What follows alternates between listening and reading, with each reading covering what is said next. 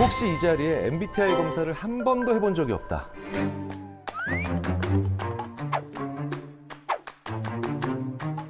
네. 네네네. 오, 네. 한 분, 두 분, 우리 이재용 씨를 포함해서 세 분, 네 분, 다섯 분, 여섯. 이 자리에 계신 분들이 한 5% 정도가 지금 해보신 적이 없고, 나머지 다른 분들은 거의 대부분 한 번씩은 해보신 거예요. 어쨌든 이 MBTI가 도대체 뭐길래 이 난리냐는 거예요. 이 MBTI가 조금 이제 그 학문적인 정의를 말씀드리자면, 마이어스 브릭스, 그러니까 MB, 마이어스 브릭스 유형의 유형 지표의 약자인데요. 캐서린 쿡 브릭스, 그리고 그분의 딸 이사벨 브릭스 마이어스, 홈스쿨링을 하다가 따라 세상에는 이렇게 다양한 사람들이 존재한다는 다. 약간 지금으로 치자면 게임 같은 어떤 방법 하나를 그걸 알려주기 위해서 생각을 한 거죠. MBTI 이제 두 개의 태도 지표, 그러니까 외향, 내향, 그렇죠? 그리고 판단 인식, 그리고 두 개의 기능 지표, 감각, 직관, 그리고 사고, 감정 이렇게 이 네 가지 지표에 대한 개인의 선호도에 대한 답을 해서 이걸 다시 2 곱하기 2 곱하기 2 곱하기니까 16개의 문자 패턴으로 유형화해서 알려주는 검사죠. 이게 왜 그러냐면요. MBTI가 건강검진 결과와 다르기 때문입니다. 자, 병원에서 건강검진 결과 받아보신 적 있으시죠? 네. 네네. 건강검진표 보면은 거기 어떻게 나옵니까? 이게 다 그래프로 나오죠. 그런 데이터를 우리가 보게 되면 재미가 없어요. 네. 그러니까 봐도 뭔 얘기야. 우리들이 좋아하는 게 바로 뭐냐? 정상, 비정상. 뭐 이런 거, 그렇죠? A등급, B등급, C등급. 이렇게 무언가를 조금 구간이나 아니면 등급별로 얘기해 주는 걸 더 좋아합니다. 그래서 우리가 게임을 할 때도 보면은 뭔가 여기까지 딱 들어가면 미션 클리어, 스테이지 클리어, 뭐 이렇게 되고 되면서 스코어나 아니면 랭킹이 나와서 게임이 재밌는 것처럼 뭔가 계속 체크하고 얼마나 그런가를 얘기를 했는데 뭔가 레터, 글자로 나오잖아요. 그러니까 너는 I네, 당신은 P일세. 그러니까 이게 내가 하는 행동이 되게 독특하게 다른 방식의 아웃풋으로 나올 때 우리는 이걸 게임 같다. 그래서 성격 검사나 성격 검사라고 우리가 알고 있는 것들의 상당수가 일종의 게임이에요. 또 다른 이유가 있죠. 내가 누군지를 참 알기 어려워요. 우리가 너무 많은 정보의 홍수 속에서 살고 있기 때문입니다. 특히 SNS가 발달하기 시작하면서 MBTI의 인기는 거의 같이 갔다라고 봐도 무방해요. 내가 어떤 사람인가를 알아가고 그다음에 느끼는 게 나의 어떤 정체감이라고 하는데 이게 너무나도 쉽게 바뀌는 거예요. 그래서 안 변하는 내가 무엇인지 궁금한 겁니다. 나의 안 변하는 건 뭘까? 네. 자, 그런데 MBTI라고 하는 것을 우리가 과연 어디까지 믿을 수 있고 그리고 어떠한 상황에서 믿어야 되는지에 대해서는 우리가 좀 생각을 해볼 필요가 있죠. 자, 이 검사에는요. 신뢰도와 타당도라는 게 있어요. 신뢰도는 뭐냐면 사람이 그대로라면 결과도 그대로여야 되죠. 예를 들자면 이런 겁니다. 저의 머리 둘레 같은 거. 굉장히 신뢰롭죠. 어제 쟤도, 내일 쟤도, 그렇죠? 네, 똑같겠죠. 그냥 크겠죠. 네, 머리 둘레. 네. 하지만 저의 머리 둘레로 저의 지능을 판단한다. 그랬으면 좋겠어요. 말도 안 되는 거죠.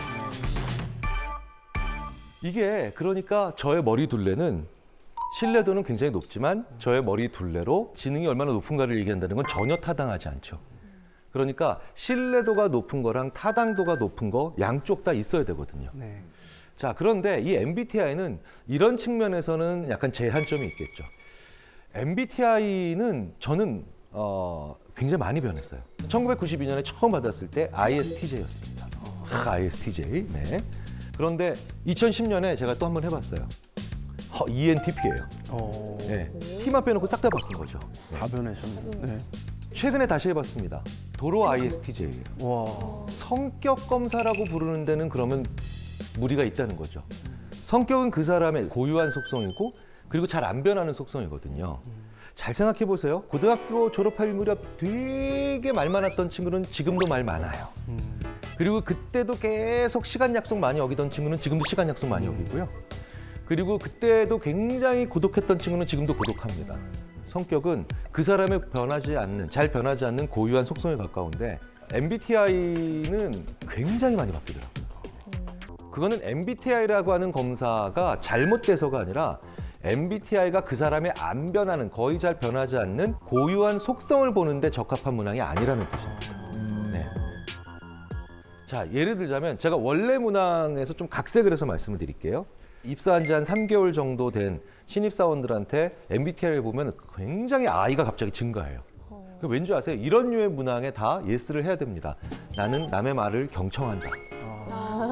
신입사원이 경청하지 않으면 어떡할 거예요? 그죠? 네, 경청해야지. 그래야지. 네, 그런데 그 회사의 전무님들 정도 되면 자기 사업 분야 하나씩을 다 총괄하는 분들이거든요. 그럼 그분들은 다 해보면 놀래요. 내가 E로 변했어요. 네, 다 외향적으로 변한 것 같아요. 왜? 이런 문항에 또 예스를 해야죠. 이런 류의 문항에 나는 주도적으로 얘기한다. 전무님이 주도적으로 얘기 안 하면 큰일 나죠. 그래서 제가 이렇게 보통 많이 말씀을 드려요. MBTI는 당신께서 지난 3, 4년 동안 어떤 사회적 얼굴로 사셨는지, 당신이 지난 3, 4년 동안 어떤 사회적 카드로 사셨는지를 보여주는 그런 문항들로 구성되어 있습니다. 그래서 저는 1992년에 ISTJ였던 거예요. 왜? 저는 대학교 4학년이었거든요, 그때. 계속해서 공부를 했어요. 계속해서. 집중해야 되고, 그다음에 교수님의 말에도 토시 하나 안 틀리고 제가 귀를 기울여야 되고. 근데 2010년에 갑자기 2로 확 변했네요. 그렇죠? 제가 왜 그런가 봤더니 2010년에 드디어 조교수에서 끝나고 부교수가 됐어요. 이게 신임이었던 조교수 시절에 비해서 부교수가 되면 이게 발언권들이 좀 많이 생깁니다. 그리고 또 얘기를 하라고 시켜요. 대학에서 얘기를 좀 의견을 내보라고. 근데 최근에 받았던 건 ISTJ로 다시 돌아왔죠. 그래서 제가 왜 그런가 봤더니 집에서 하는 거예요. 너무너무 차분히 있고 싶은 집에서 이걸 했더니 이젠 심지어 과거도 아닌 앞으로의 내 소망을 거기다 적어내요. 그러니까 MBTI는 지금까지 나의 사회적 전략이었구나. 나의 사회적 얼굴이었구나. 이런 것으로 생각을 해보면 되고요. 내가 나를 제대로 돌아볼 수 있는 아주 재미있는 마중물은 될 수 있지만 타고난 기질, 본성, 발전 가능성, 심지어 업무 적합도 이런 걸 판단할 수 있는 도구는 아니라는 거예요. MBTI는 엉망인 검사도 아니고 만병통치인 검사도 아니에요. 다만 오남용되고 있는 검사라는 거예요. 이 다양한 인간을 16가지의 성격 유형에 맞춰서 재단하거나 아니면 그 16종류의 하나라고 판단하는 우를 범하지 말자는 거죠. 자, 그렇다면 모든 심리검사가 다 오남용되고 있는 건 아니죠.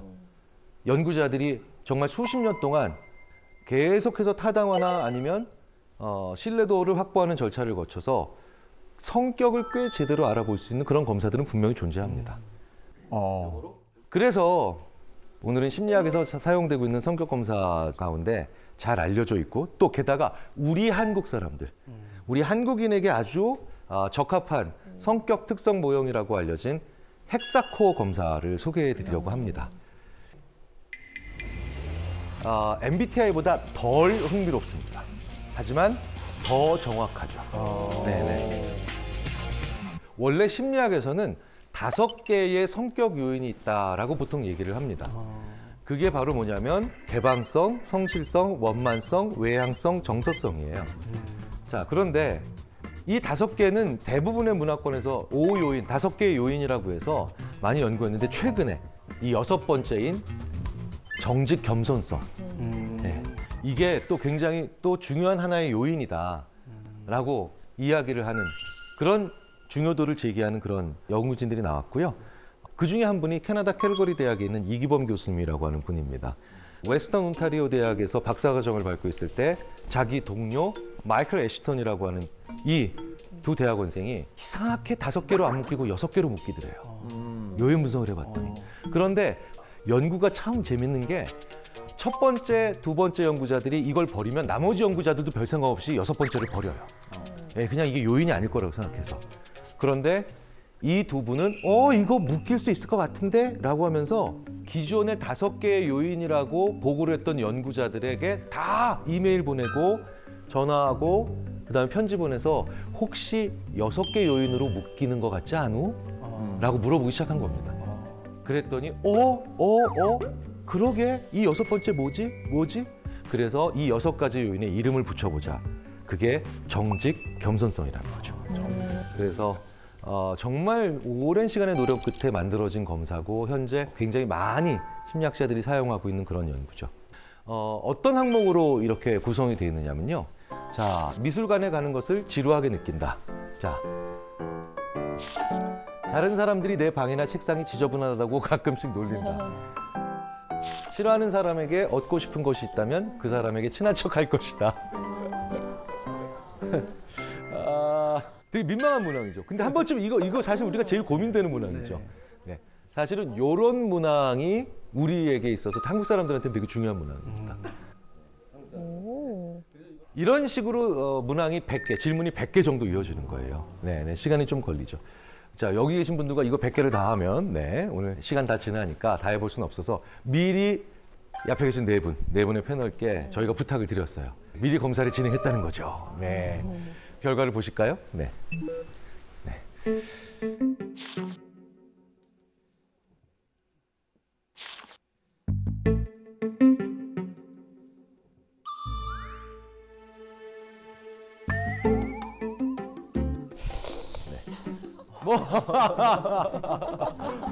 네. 어쩌다 어른이 아니고 어쩌라고. 네, 지금 어쩌라고. 네, 어쨌든 네 분이 많이 다르죠. 이 각자 네 분이 도드라지는 항목들이 있어요. 그렇죠? 도드라지는 항목들이 있습니다. 이제 이 네 분은 각자 좋은 게 내 쪽으로 내가 뾰족한데 내가 좋은 게 와 있어야 될 텐데라고 생각하실 텐데요. 되게 떨리는데요. 그게 어떤 항목인지 한번 보도록 하겠습니다. 네.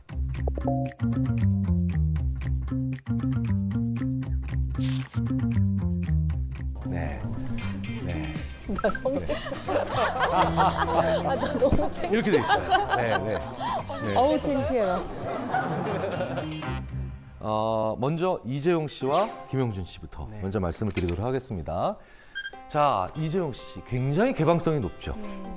자, 여기서 이 개방적이다라고 하는 건 내가 틀렸다라는 걸 알려주는 사람을 거부하지 않는 거예요.